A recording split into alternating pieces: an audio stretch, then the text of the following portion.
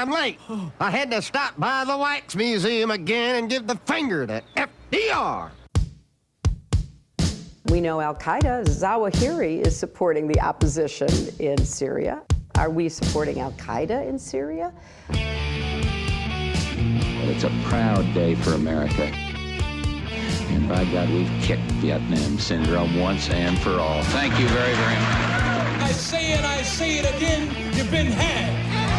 You've been took. You've been hoodwinked. These witnesses are trying to simply deny things that just about everybody else accepts as fact. He came, he saw, he died. Well, we ain't killing their army, but we killing them. We be on CNN like, say our name, bitch, say it 3 times. The meeting of the largest armies in the history of the world. Then there's going to be an invasion. All right, you guys on the line. I've got the great Sheldon Richman, and guess what? He wrote a new book, and it just came out, published by the Libertarian Institute, where he is our executive editor. It's called Coming to Palestine. Congratulations, Sheldon. Well, thank you very much. And I got to doubly thank you, not just for the congratulations, because as I've told you many times, and I say in the book, and let me say this now publicly on your air, there wouldn't have been this book without you. But thank you very much. Yeah, I was happy to do it. Listen, you wrote all the things. All I did was just cram them together and ask other people to help me turn it into a thing. You did the hard work. Yeah. You did the hard work. I did edit the thing. But it's really good. It's called Coming to Palestine. And so now tell us about these essays. You got them kind of in 2 big batches, right? Yeah. I've been writing about this subject. I started writing about the subject in about 1988. So that's 30 years ago, right? 31 years ago. I was a columnist for the Washington Report on Middle East Affairs. This is pre-internet days, of course. I wrote for a journal called Middle East Policy, which was previously called American Arab Affairs. And I've written for the Institute for Palestine Studies, Journal of Palestine Studies. And so I was writing and getting interested in this subject. And for the Cato Institute, before I joined the staff in 1991, I wrote a very long paper for them called Ancient History, which had as a subtitle something like U.S. Intervention in the Middle East since World War II. That was not just about Palestine, Israel, that was about the whole Middle East. And it was a pretty thick paper. I think to that point, it was the longest policy paper, what they call policy analysis they had ever published. Then because of the work I was doing, which a lot of it was oriented toward domestic policy, I wasn't writing about this subject. In fact, I think you pointed out, you said, hey, there's like a 20-year gap here, because I started writing again for the Libertarian Institute and also for my own blog, Free Association, and that was before the Libertarian Institute was even formed. Last year, I started writing in great depth on this again, and I'm not sure if I wrote anything this year or not, but certainly we had a bunch of stuff. But you said, surely there's not a 20-year gap. It must be other articles. And I thought about it, and I looked, and I said, no, I was busy with other things. I was editing the Freeman and, doing other things. And so I drifted away from it, not by any, deliberate decision. So that's the way it is. But as it turns out, those 40 chapters, not very long. The whole book, including 2 introductions, is about 200 pages. It's not an intimidating book. I think anybody can pick it up and read it, and you can start at any chapter you want, really, because it's not, like I said, it's not a unified book in the sense of I sat down, wrote a beginning and a middle and an end with a story and a punchline and a climax and all that stuff. You can start anywhere you want. You can go down the table of contents and say, oh, that topic interests me, the Golan Heights or Gaza or the 67 war, or whatever. And then you can jump to that. You can do it any way you want. Read it backwards if you want. Anyway, that's the story. 30 years of work with a bit of a gap in between. And finally, at your prodding, we decided to make a book out of it. Yeah, man. Coming to Palestine's #1 new release in War and Peace right now on Amazon.com, which I'm kind of mad at you because you kicked my book out of the #1 position. The great Ron Paul, the Scott Horton Show interviews, which we just put out 2 weeks ago, was sitting in that spot. It comes and goes. But you dethroned me, but I'm happy to, help. I bought 10,000 copies. I thought it was worth it to dethrone you. I'm only seeing number 6. I don't know where you get number 1. Well, but anyway, I'll take. There's a big orange badge at the top, new release in War and Peace, and if you click on it, it has them ranked, and they update this page all the time. And there you are, right. Number 1, coming to Palestine. Now I'm in number 3. I didn't notice that. Yes, I'm in 3 and 5. Now at the bottom of the page, lower on the page where it says number 6, that gets updated less often. Okay, that's what I was looking at. I didn't know you're right. I didn't see that banner. Well, thank you. You're rocking it, man. And listen, it only came out this yesterday. thing is so good. I'm so proud of this book and your effort that you've put into this thing over all these years and explaining this stuff to everybody.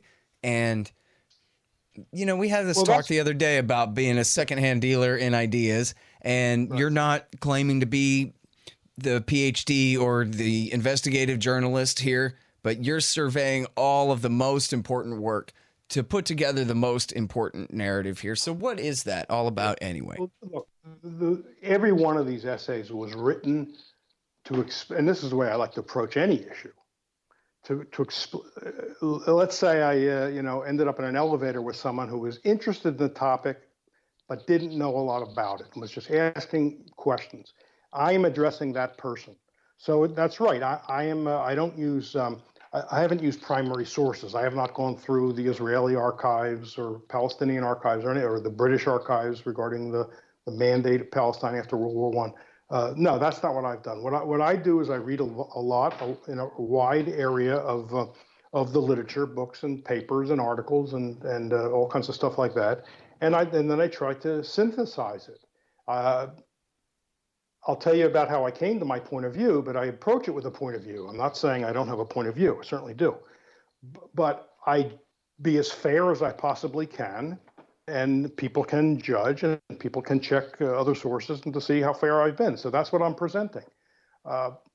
The story is, and as we kind of say in the summary on Amazon, if you took the standard version that most people get from osmosis, most Americans, let's say, get from osmosis, just by the culture, what's in the newspapers, what they watch on the network TV, and whatnot. There's whatever their sources of news are and commentary. If you take that version of the story of Palestine and the formation of Israel, the Declaration of Israel's independence in 1948, if you took that story and I'm only exaggerating a little bit, if you turn it upside down, you will be much closer to the truth. You'll be extremely close to the truth, which shows you how badly distorted the standard story is. And I set out to demonstrate that in the book, and I hope people will see that's what I'm doing.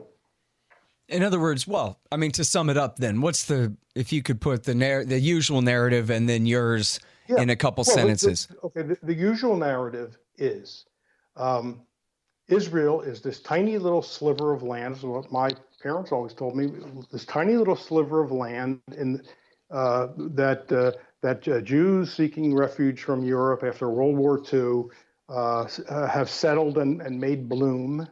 You turn it into this lush green place. It's a desert essentially without a lot of water, and they're in this angry sea of Arabs and largely Muslims. And often it's not acknowledged that there are Christian Arabs. They get forgotten, unfortunately, a lot. Anyway, so Israel's in this tiny sliver of a little island, a sliver of an island in this angry sea. And the phrase that's always used, and I've heard it a million times growing up, is that the Arabs wanted one thing: to drive the Jews into the sea. And the Jews were just innocently, minding their own business and turning that little sliver into this booming place, green, with great farm products and industry and whatnot. And how did the Jews get there? Because most of the settlers, most of the early settlers in the late 19th century and then into the 20th century, and certainly the leaders were all Europeans. There were Poles, there were Russians, they were from Central Europe and points east, Eastern European, and then, like I say, the Russian Empire. Well, we're not really told how they got there. Sometimes you hear that, well, they bought the land, but just somehow naturally they have it by right, and it's only irrational, hateful Arabs, Muslims, who don't like this. They can't stand it because they're anti-Semites. They hate Jews and want to kill them and drive them into the sea. That's the standard story. We can go into details, but in fact, it's just not true. And I show in the book, it's documented in the book. Number one, the way that most of the land was acquired by European Jewish Zionists was by force, by driving people off the land, including some massacres, dispossessing people, buying land from absentee feudal landlords, and kicking off the people who had been farming it and whose families had been farming it for 1,000 years, more than 1,000 years. It's known as the Nakba, which is Arabic for catastrophe. It's openly talked about these days, even by defenders of Israel, as ethnic cleansing. There are historians who got into the documents, the government archives in the 1980s, Jewish Israeli historians, who wrote a bunch of books. I discussed them in my book. Calling it ethnic cleansing. Some of them said, yeah, it's unfortunate the ethnic cleansing didn't go far enough, stuff like that. So that's what I mean when I say the version that people absorb from the culture is pretty much directly opposite of the truth. It's also not true that the Arabs were an angry sea of anti-Semites. They weren't anti-Semites. First of all, Jews and Arabs and Muslim Arabs lived peacefully in Palestine and that area for a very long time. They lived peacefully. There's an old Jewish community in Jerusalem and other parts of what's Israel today. There was no trouble. They were known as Palestinian Jews, and they got along very well. The trouble only begins, as my grandfather told me back in about 1967, with the Zionist movement. And it seems to me if someone who's claiming to be Jewish comes on your land and kicks you off, and you get mad, that doesn't sound like anti-Semitism to me, because the material fact is not that the person's Jewish or claims to be Jewish. That's even debatable. It's that they're just kicking you off your land that you and your family lived on for 1,000 years, 2,000 years. Going back to the biblical times, to the land of Canaan. We used to say Canaan in Hebrew. So Arabs made repeated efforts to live peacefully with Israel from the very start, even though the UN recommended partition without consulting the Arabs. The Arabs were the majority population. Jews at best had bought 6% of the land of historic Palestine, and Arabs made repeated efforts, including Nasser. I grew up learning that Nasser was the new Hitler. There's always a new Hitler, right? Nasser's the new Hitler.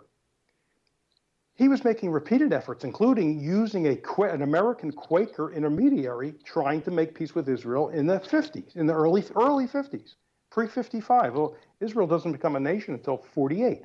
That's not very long after. And so you can find it in the book. It's all in the book. It's just about everything you hear in the establishment version is wrong. Hey guys, Scott here. I've got some books you should read. The War State by Mike Swanson, a great history of the early Cold War. No Dev, No Ops, No IT by Hussein Badakhshani. How to run your computer business like a good libertarian. Oh yeah, and don't forget Fool's Errand, Time to End the War in Afghanistan by me. Hey y'all, here's the thing. Donate $100 to the Scott Horton Show, and you can get a QR code commodity disc as my gift to you. It's a 1-ounce silver disc with a QR code on the back. You take a picture of it with your phone, and it gives you the instant spot price and lets you know what that ounce of silver is worth on the market in Federal Reserve notes in real time. It's the future of currency in the past too. CommodityDiscs.com, or just go to scotthorton.org/donate. Hey guys, you probably need a new website. A lot of people do. What you need to do then is go to expanddesigns.com. The great Harley Abbott and his team over at expanddesigns.com, they'll hook you up with a great new website for 2019. And in fact, what you really should do is type in expanddesigns.com/Scott, and you'll save $500. Well, and also there's the whole current circumstance, too, which you write about in there, of the situation that the Palestinians are in. And did you see this? Actually have it here because I posted it in our little message thingy to you the other day. This quote from Ariel Sharon that I saw over at mondoweiss.net, Sharon in 2003, saying, the idea that we can continue holding under occupation, and it is occupation. You might not like this word, but it's really an occupation. To hold 3.5 million Palestinians under occupation is, in my opinion, a very bad thing for us and for them. Right. And he's, of course, not the first high-ranking Israeli government person to say things like that. In 1967, when that war occurred and the West Bank and Gaza Strip were seized, although they weren't attacked by Palestinians from the West Bank or the Gaza Strip, Israel did the attacking, and then they did the attacking on a couple of surrounding countries. Ben-Gurion, the retired first prime minister, was also concerned for the very same reasons. Not so much out of kindness for the Palestinians. I mean, he oversaw the driving out of 750,000 Palestinians in 1947 and 48. But he realized that this was a time bomb, because what do you do? I mean, that's people talking about that today. What do you do with all these people? They don't have any rights. They're under basically military rule in the West Bank, and it's basically a prison in Gaza with the Israeli government controlling entry and exit by any means of people and goods from Gaza. So you can't just sit on that forever, because they're not going to take it, and world opinion and American opinion will start to turn against you. So some of the more savvy, let's call them pragmatic leaders, understood that. So, and what that leads you to, what we should understand is that some of the people who favor a two-state solution don't do it for really positive reasons, because they're afraid of a one-state solution where Arabs will shortly, if it hasn't already happened, if you take all the Palestinian Arabs that are in the occupied territories and Israel itself,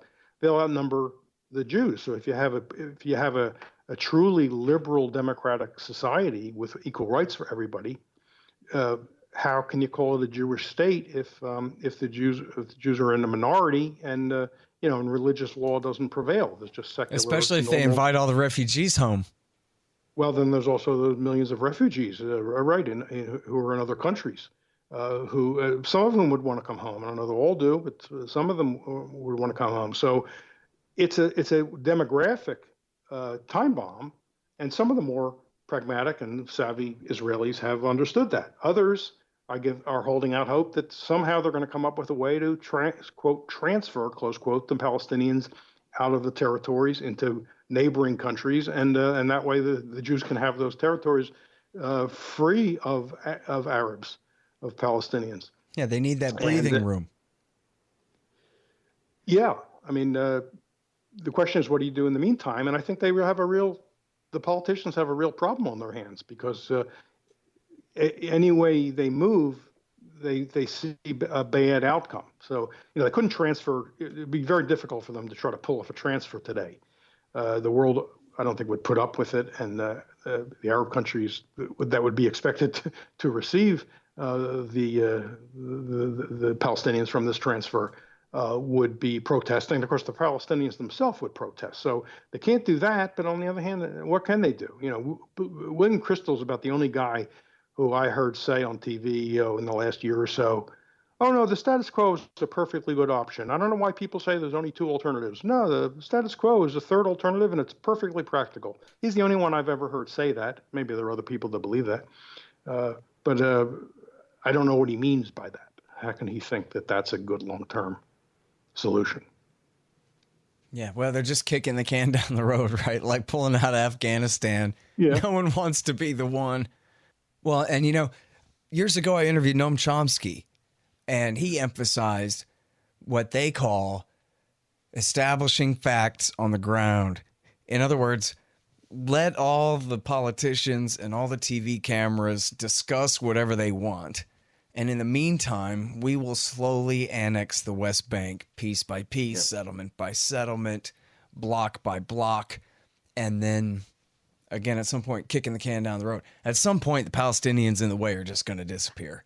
At some point, they'll annex enough of it that they'll just have to, I guess, give up or something. Again, I don't know. We'll see how it works out. But in the meantime, colonize as much of the West Bank as you possibly can under any excuse.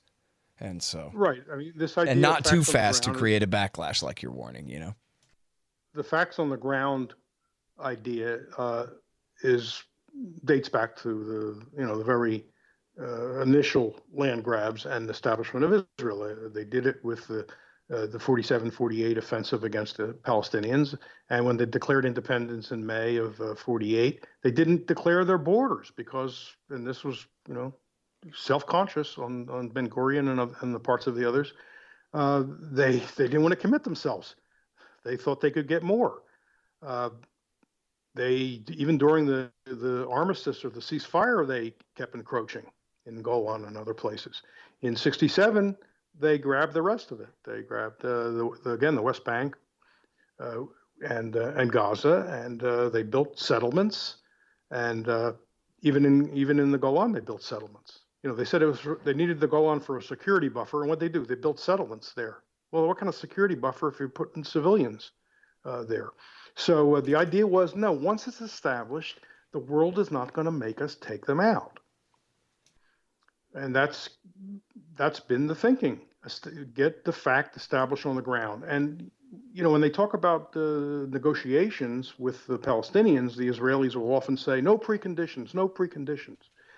And when the Palestinians say, well, stop building settlements then, because you're building settlements on the very land we're supposed to be negotiating. And they say, no, that's a precondition.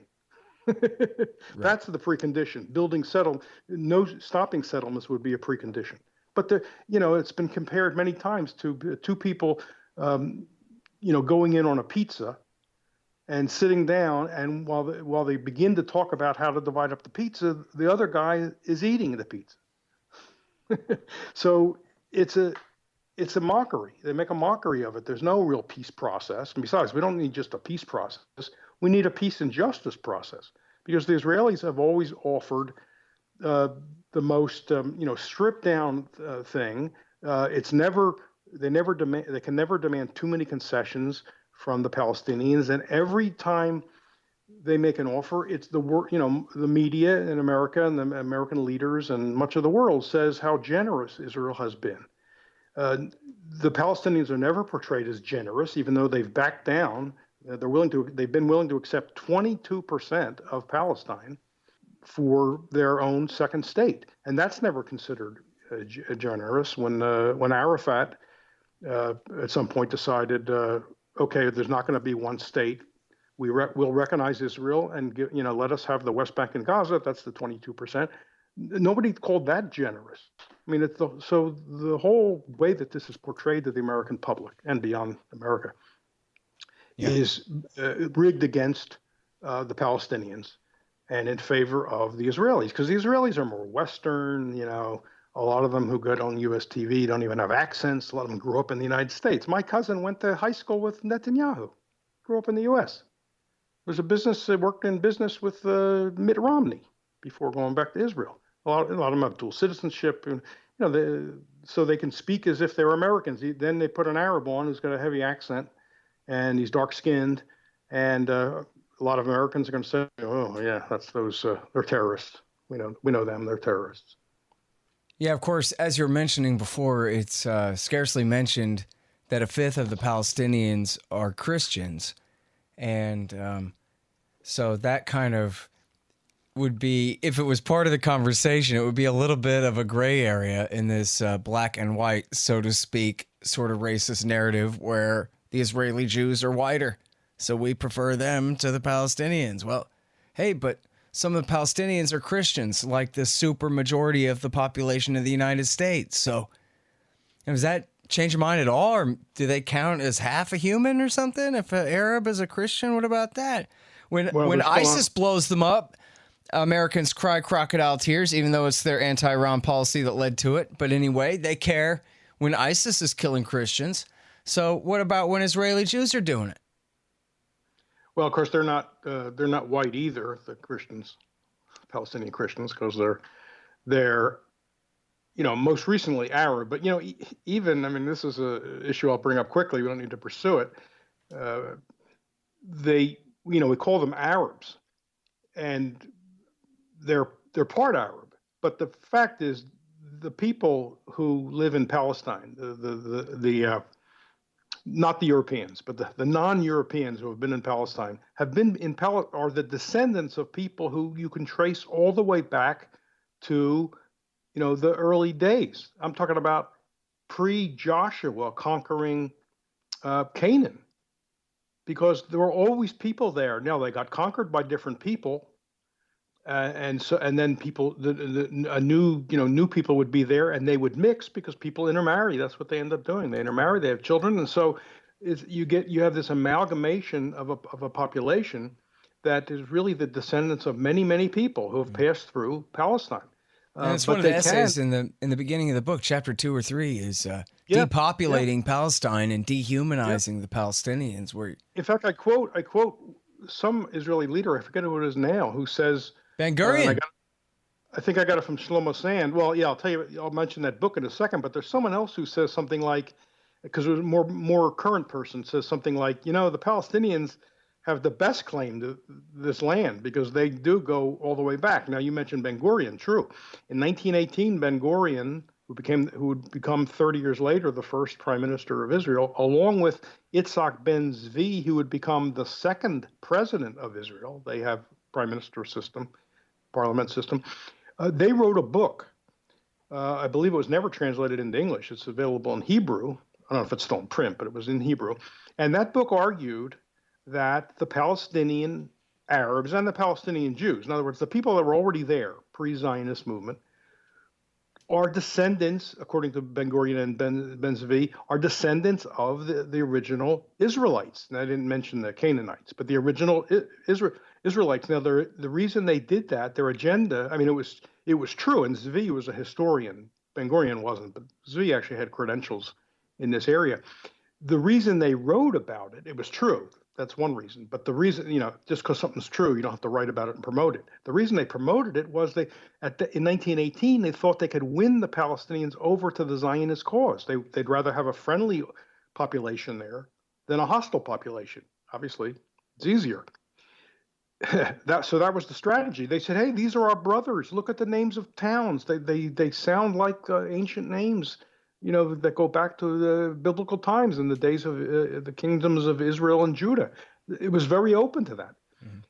In the 20s, when the Zionist program becomes clear and now Arabs are getting kicked off farmland they farmed for a long time and weren't able to get employed because the Jews wouldn't employ them because they only want to employ Jews, they started, so in other words, when the Palestinians saw the program and got nervous about it and even hostile, and there were cases of violence, which is certainly to be condemned, indiscriminate violence, Ben Gurion basically flushed that book down the memory hole because it was no longer a convenient truth.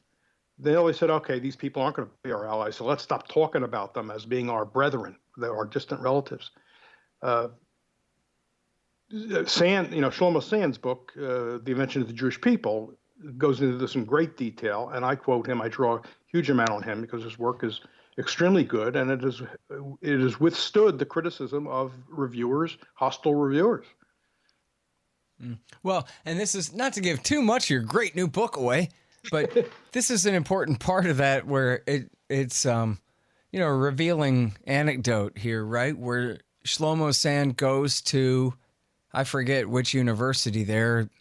Sand, I think he may be emeritus now, retired. He was in the history department at Tel Aviv University. He's a history of Europe. Yeah. He's a history of Europe. So when he's writing his book, he gets to the exile, the Roman exile in 70, of the Common Era, what Christians call 70 AD. Anyway, 70 CE, let's call it. So the story is the Romans conquered Palestine and shipped exiled all the Jews to Rome, and that's where we get the wandering Jews. That's where they've been. Jews have been in the diaspora ever since, right? Wandering around, hoping for the day they can go back. That's the story. So Sands gets to that point where he's, okay, I got to write about this. He goes through the Tel Aviv University Library, his university. He expects to find, he says there are books about obscure individual shtetls in Russia, whole books. So he figured there's going to be a whole wall of books about the exile. This is a big deal. He doesn't find one book. The only book he finds that's the least bit relevant was a reverse exile. In other words, after the Romans conquered, they kicked some Jews out of Rome and sent them to Palestine. So he goes to the Department of Jewish History, by the way, which is separate from the Department of History. That's true of Israeli universities, according to Sand. They don't integrate Jewish history into history. He goes to the Department of Jewish History and talks to the experts there. It's Tel Aviv University. It's not some podunk, little state college or community college. He says, how come no books on the exile? And he's told, and you can find his lectures on YouTube. They're wonderful. I love the accent. I love the Israeli accent. Sorry. He's told it wasn't exactly an exile. There's no exile. Now, that's not the only story. Well, importantly, for people who aren't familiar with the line here, the story is that screw all the Palestinians because the Bible says all this land belongs to the Jews. So even if it's been 2,000 years of exile, right, if they're from Lithuania or if they're from Morocco or if they're from Ethiopia, or if they're from New York City or Austin, Texas, then they have more right to that land than the people who are from there because of this all-powerful supernatural override of regular natural rights. But then this raises the all-important point that actually these are the descendants of those that even under the myth were promised this land, not a bunch of Lithuanians or Poles or Russians or Americans. The Jews weren't kicked out. No, I think they took away some intellectuals or some of the leaders to get them out of there. Maybe they thought they'd be troublemakers. But they needed the farmers and the taxpayers, as Sand points out. The Romans needed them. You don't go empty. And they didn't tend to do that, empty a place. First of all, they didn't have the transportation means to empty a place. There weren't just a few people. It's like, I don't know, some hundreds, thousands of people. So you can't just, what do? Put them on a train? They didn't have trains. So they couldn't get rid of them, and they didn't want to get rid of them. They needed the tax money. So people have this idea that, since they were exiled, they're wandering around. So the question then is, here's the other thing. It's not even consistent with the main story of the exile. There's a glaring contradiction. If all the Jews, the Hebrews, got exiled, if all of them got kicked out, how was there the Bar Kokhba revolt, which is a major revolt? It's as big as the revolt against the Romans, some 60 years later. And then there was another big revolt after that. And then there are accounts of how Jews resisted the Arab invasion in the 7th century. Where did those Jews come from? They got kicked out in 70. How are they fighting in the 7th or 8th century the Arab invasion and the Muslim invasion? It doesn't make any sense. Sure, people came in and conquered, and then, some of those early Jews converted to Christianity. Let's face it, some did. First of all, Jesus was a Jew, right? So there was some number converted. When the Muslims came along, some converted to Islam. Sand says one incentive to convert to Islam was it got you a tax exemption. Apparently, a lot of Jews and Christians found that irresistible. Hey, I'll change religions if I don't have to pay any taxes. The U.S. government wants to call me up and offer me that. I'll think about it. So they're the same people. They're the descendants of those people. So you might say, and it makes sense to ask, well, then where'd all the European Jews come from? And the Jews of other places? How did Jews get to Iraq and Yemen and Iran and Turkey and that area in the Caucasus south of Russia between the Caspian Sea and the Black Sea, north of the Republic of Georgia? Where'd those Jews come from? They're converts. See, Judaism these days is not a proselytizing religion. When I was growing up, I was constantly told, we Jews aren't looking for converts. We discourage converts. You got to really want to get in to be a convert. That's how we learned it. But that's not historically true. In the last couple centuries of the BCE, and in the first several centuries of the Common Era, Jews converted kingdoms, whole tribes in Yemen, in Western Turkey, in that area called Khazaria, between the Caspian Sea and the Black Sea, in Iraq, in northern Africa. The Berbers were converted. Guess who was a Berber? Gaddafi. Gaddafi was not an Arab. He was a Berber. Berbers were native to northern Africa, and then they got conquered by Arabs and Muslims. So that's how Egypt wasn't always an Arab-Muslim place. Neither were in that top tier of countries, Tunisia, Libya, Morocco. So it's very possible Gaddafi has Jewish ancestors, because Berbers were converted. And in those days, if a king converted, that meant everybody converted. Everybody became Jewish. And the king of Khazaria, who was caught between the Arab Empire, Muslim Empire on one side to the east, and Christendom to the west, decided to play it safe and converted to Judaism. No kidding. I mean, you can read this in the book. Arthur Kessler wrote a book called the 13th Tribe about this in the 70s. And,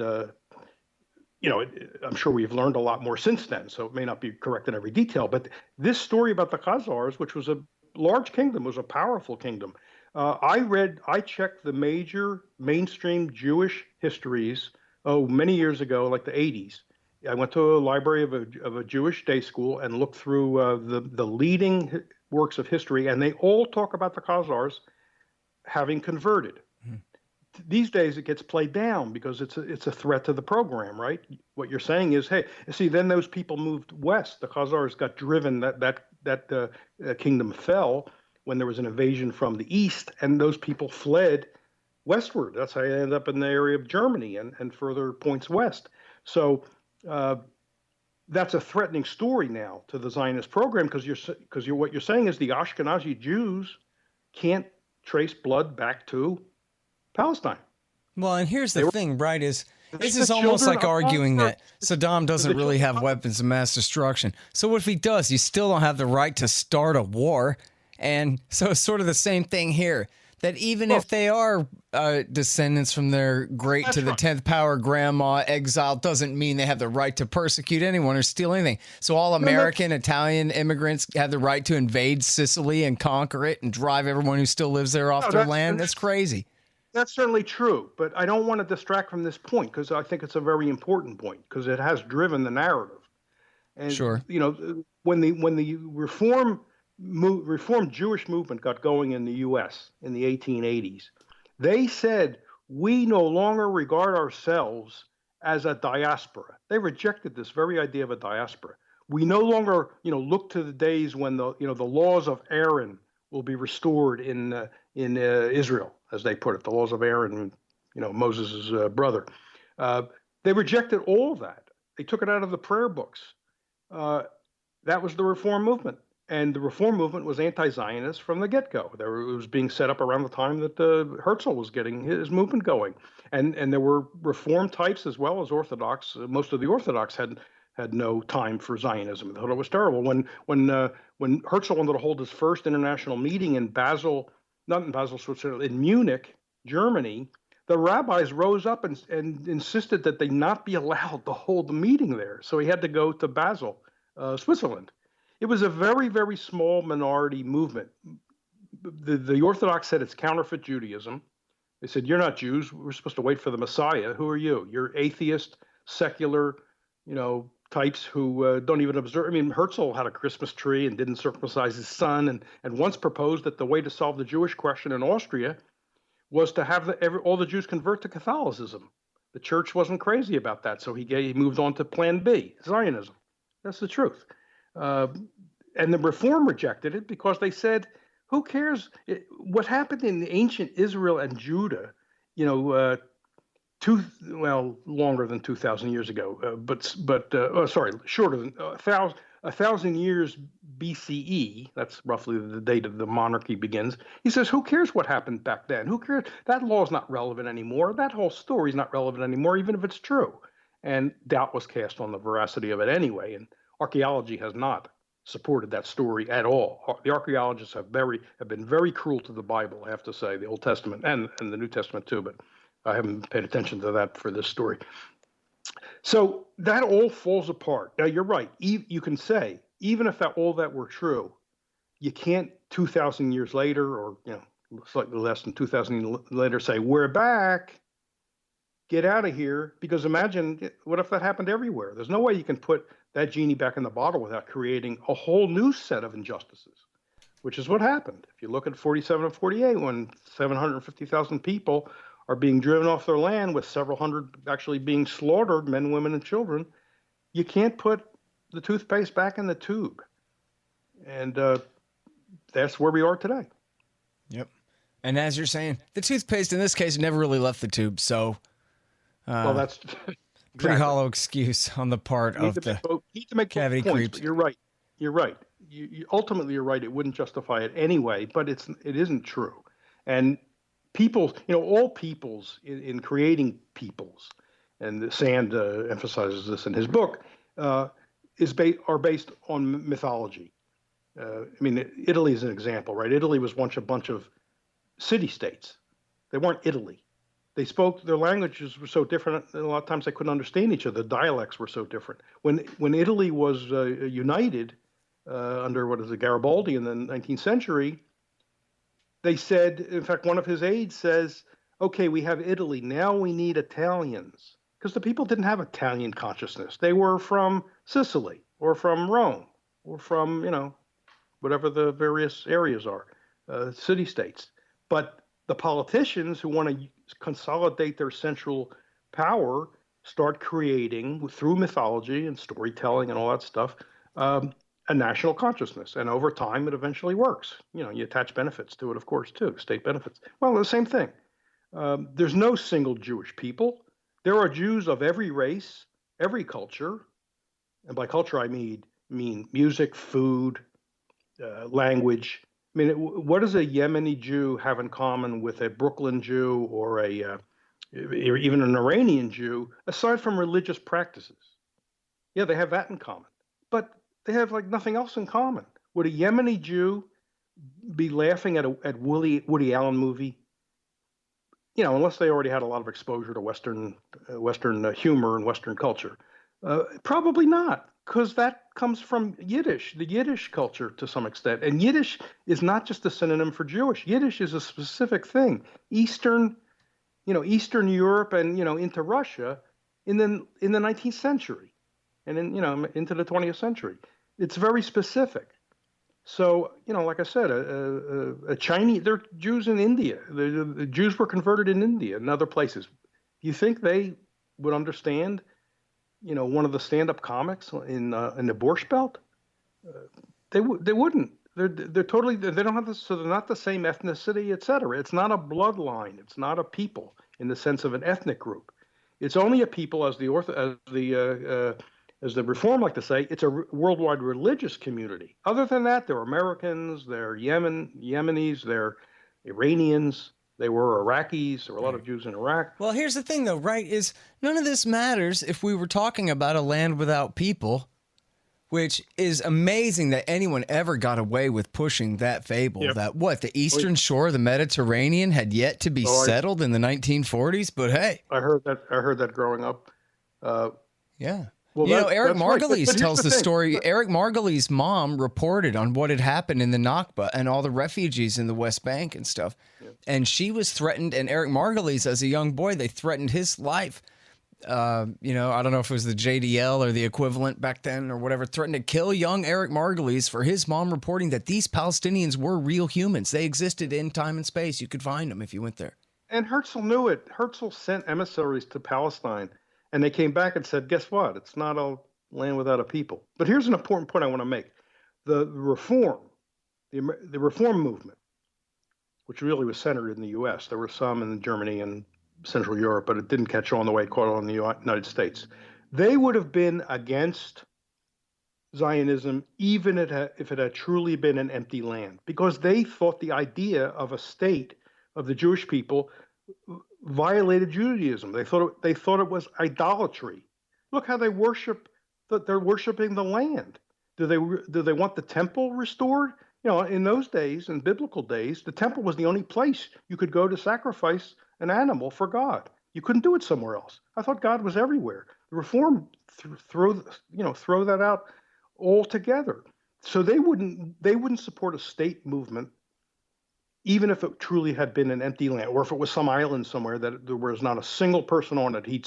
They still would have been against the movement. And the other thing they said, and this is very relevant today, they said, look, if you set up a state and you say it's the state of the Jewish people, not just the state of the citizens who are there.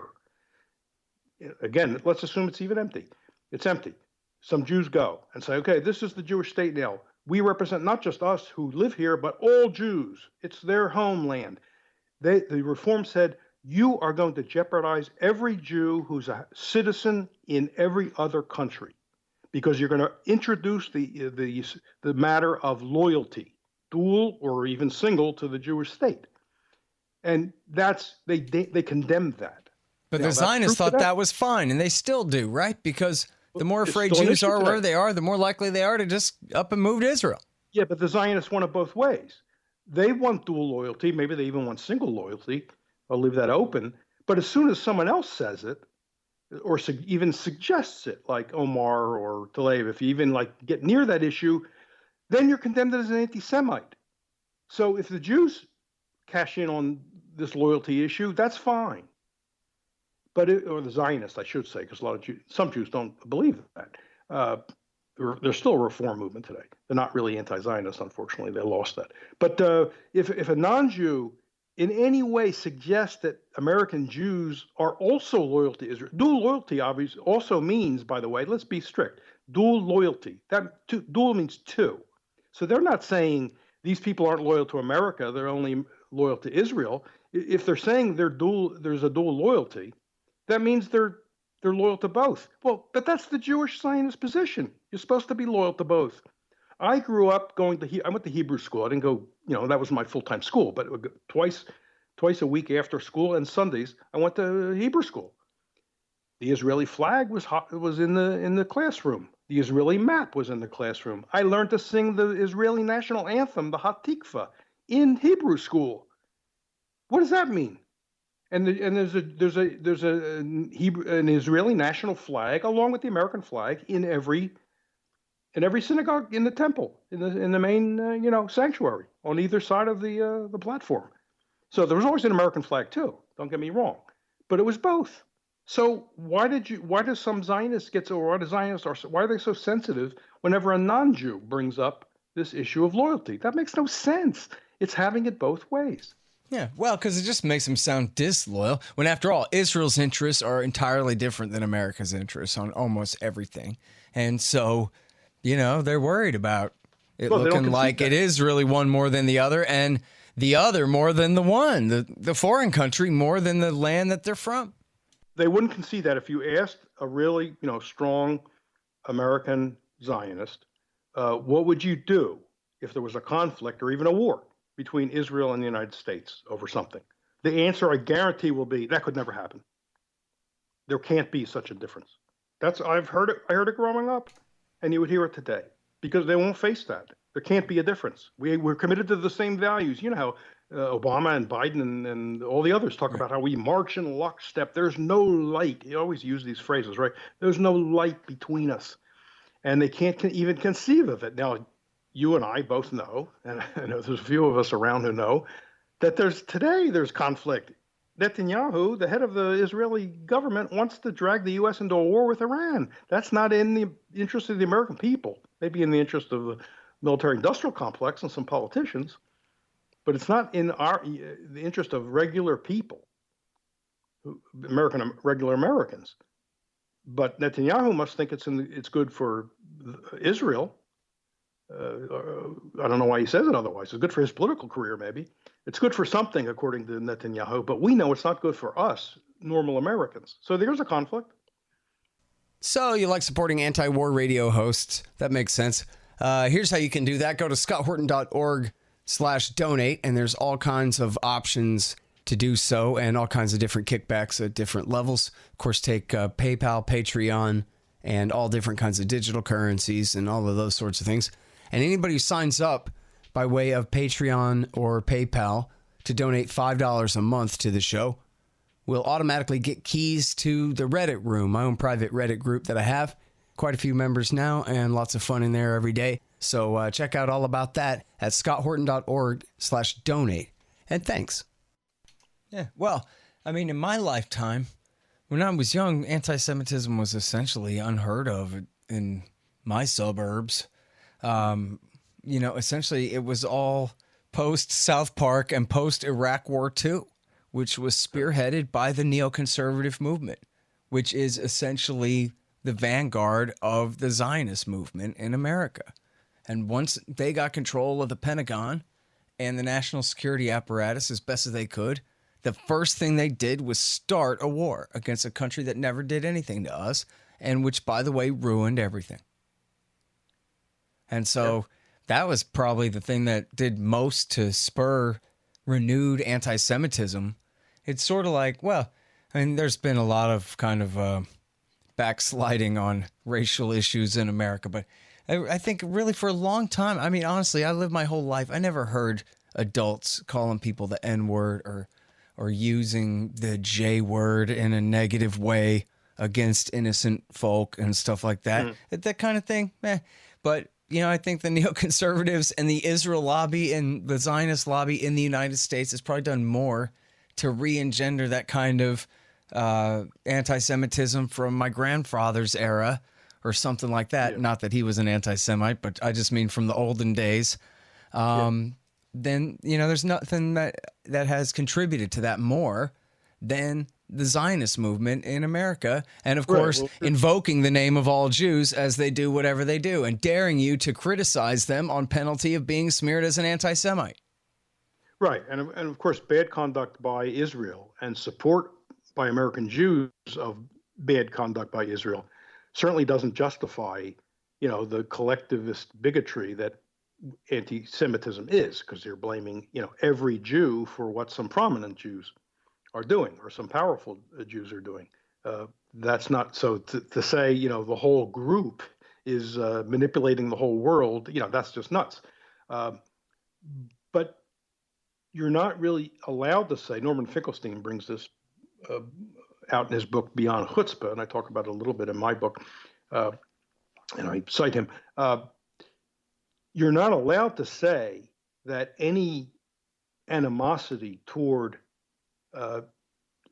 Jewish people could be brought on by bad conduct by either Israel or some Jewish people. If you suggest it's been brought on, it's a result of bad actions by some Jews or Israel, you're going to get condemned as an anti-Semite. Now, Finkelstein makes an interesting point. First of all, there's two things going on. On the one hand, if you try to separate, if a non-Jew tries to separate in his words Israel from the Jewish people, you're going to get condemned as an anti-Semite. Hey, don't you know Israel is the state of the Jewish people? How dare you separate them? Like if you say there's a difference between anti-Zionism and anti-Semitism, you're going to be told that's anti-Semitic. On the other hand, if you don't separate, in other words, if you sound like you're holding Jews responsible for what Israel does, you're going to get accused of being an anti-Semite. So it depends on what day, right, or what word is being responded to. Finkelstein also points out that while you're not allowed to say some bad activity, bad actions by Israel or by some particular Jewish people could create animosity toward Jews, you are allowed to say virtuous activity might bring on anti-Semitism. And he gives us an example in the 50s when Jews were very prominent in the civil rights movement. And there was some, along with the anti-Black activity, there was, I guess, anti-Semitic vandalism and worse violence. And Jewish leaders, and he quotes them, Finkelstein quotes them, there were Jewish leaders saying, oh yes, that's brought on by our being in the forefront of the civil rights movement. So in other words, you can say that the good, virtuous activity stimulates anti-Semitism, but don't you dare suggest that vicious activity could stimulate anti-Semitism. There's a problem there. I mean, if one can, why can't the other one? And again, there's no justification for anti-Semitism. I don't know how many times I need to say that. And certainly when it turns into violence, vandalism, and violence against person or property, no excuse for that.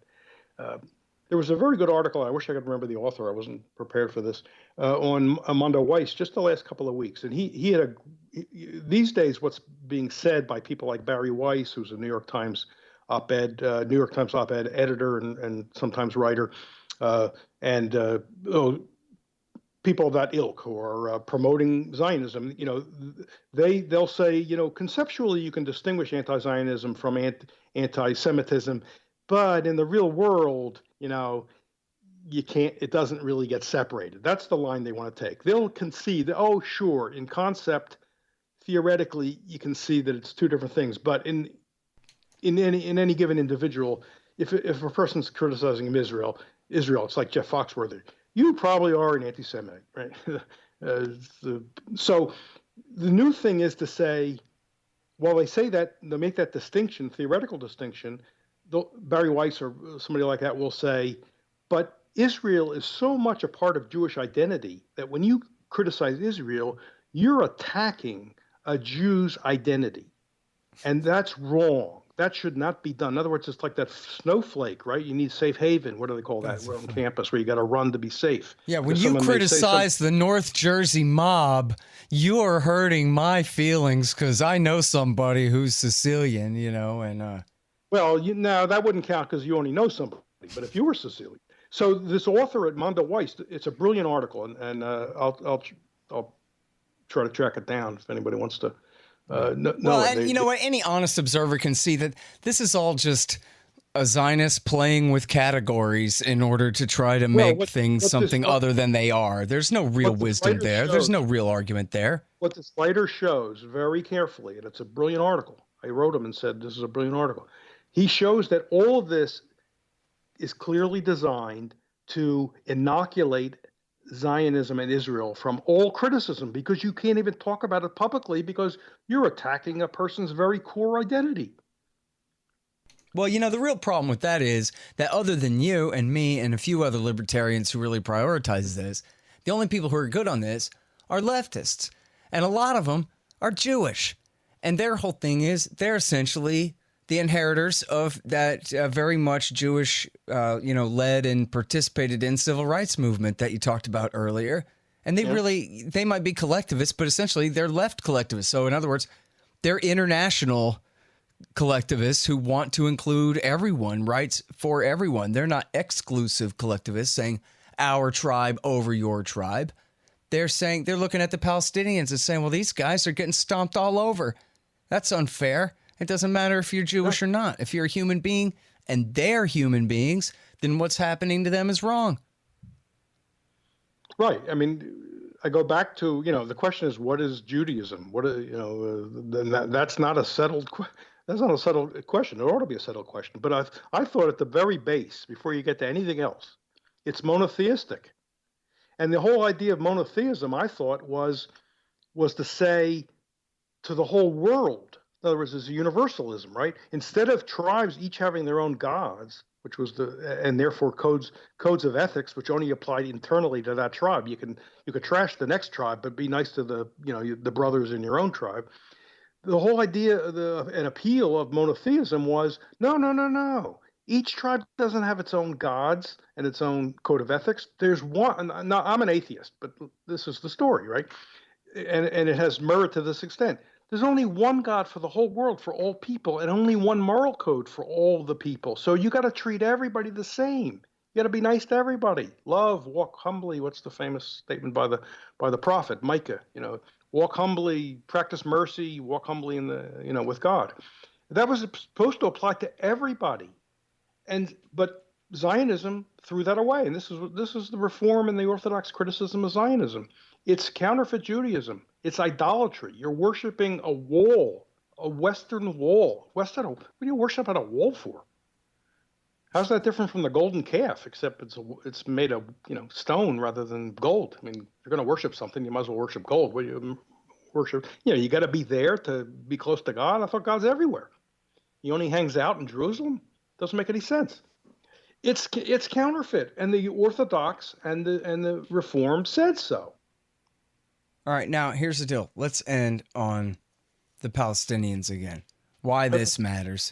The original title for the book, turns out there's already one called this, was Why Palestine Matters. Because this isn't just, trivia about ancient history and, how to criticize Jews without being anti-Jewish. That's not what this is about. This is about the rights of the Palestinians that are being denied by the millions for decades on end here. Right. Palestine matters because Palestinians are not insignificant subhumans. They're people.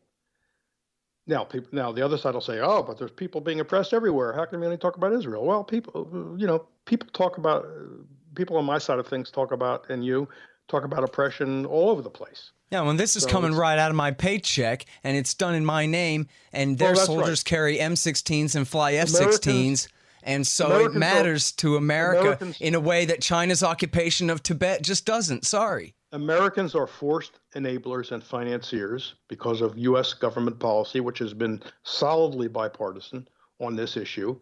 Also, it's the place where a world war could start, and if not a total world war, then a really still bad war.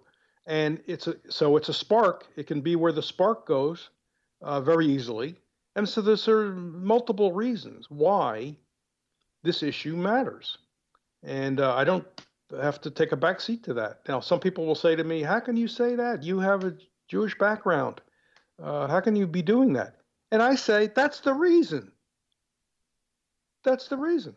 Because I grew up being a typical American Zionist. By typical, I mean my parents and I had no desire to move to Israel. My parents would, never, they go visit, and they'd give money to send other Jews to move to Israel, but they weren't moved. They weren't leaving Philadelphia. They were moved. They wouldn't move. That was true of most American Jews, and true of Jews worldwide. People don't understand this. The Zionist project was not a refugee project as it became after World War, as it became at least publicly after World War II. Then it became the poor survivors of the Holocaust, the displaced persons needed a place to go. Yeah, because the United States wouldn't let them in. So lots of people lots of Jews who were anti-Zionist before the war became pro-Zionist in the sense of, yes, we got to have a state there because those people have to go someplace. But that's not what the movement was originally about. I mean, without Hitler, I think Zionism would have totally fizzled away. And because the Zionist movement was a call to all Jews to leave wherever they were, no matter how happy they were, how content, how settled, how free, America, England, Canada, all over the place, and move to Israel. It's called the ingathering of exiles. And they would preach what the Nazis later preached. Jews are aliens everywhere except Israel. Jews cannot be normal people in other societies. That's what Herzl and the others taught. And they disparaged the Eastern Jews, in the black hats and the long side locks and the long black coats and the long beards. They made fun of those people. They didn't even want those people to come to Israel. They were old. They said, they're old, they're sick, they're weak. That's not who we want. We want the new Jew. They were the original self-hating Jews, the early Zionists. They wanted to shed all of that and go and create the new, what they called the Sabra, right? The strong person who farms and this and that. It was like Mr. Clean, basically. They were trying to create the new Jew. Well, who's the self-hating Jew if you need to create a new Jew? And so the Reform and the Orthodox were disgusted by it. Now those two movements became, in the end, pro-Israel post-World War II for the reason I already said, because I think they thought in the wake of Hitler, well, we got it back to the state of Israel now. But not everybody did. Rabbi Elmer Berger and the American Council for Judaism and lots of other American Jews who were both Reform and Orthodox never let go of that original position. And today you can find ultra-Orthodox Jews, Neturei Karta, you can find them on the internet, Torah Jews. They protest all the time in Israel and in New York saying, give this land back to the Palestinians. Because in their view, the theme song from the movie Exodus, which I was taken to see with all my brothers and sisters and all our friends from the synagogue in 1960, we went downtown to the big, CinemaScope, whatever it was, Panavision. And the opening song, the theme song is, and the words are, and we used to sing it, this land is mine. God gave this land to me. The Orthodox would say, well, actually, God sort of just lent it to us, and then he kicked us out. The exile is supposed to be the original Babylonian exile, not the Roman, but the way earlier Babylonian exile, which did happen because we know there was lots of Jewish activity, like writing the Talmud in Babylonia, which is today Iraq, parts of Iraq, a part of Iraq. The idea was the exile was punishment for sinning, and the deal was you're not going to get back until the Messiah comes. The Messiah is the sign that it's time to go back. So the Orthodox were saying, what the hell is this Zionist movement? Who made Ben Gurion the Messiah? Nobody told us, and they didn't. They rejected it. That's a fascinating story. Most people don't know about Jewish anti-Zionism. When I tell people, they say, I never heard of that. They had no idea there were Jewish anti-Zionists, and still are. When the Orthodox and Torah Carta and the Torah Jews hold their rallies outside the UN, I think whenever Netanyahu comes, he didn't come this year because of his election problems, they'll hold protests, and they do it in Israel too. Some of them live in Israel. They say, this is the Palestinian, they wear the Palestinian flag on their lapels, and they say, this land needs to be given back. It was unjustly taken from the Palestinians. There you go. They know that there's current oppression going on. They're not just talking about biblical times. They're talking about today, and they think it's an injustice that has to be rectified.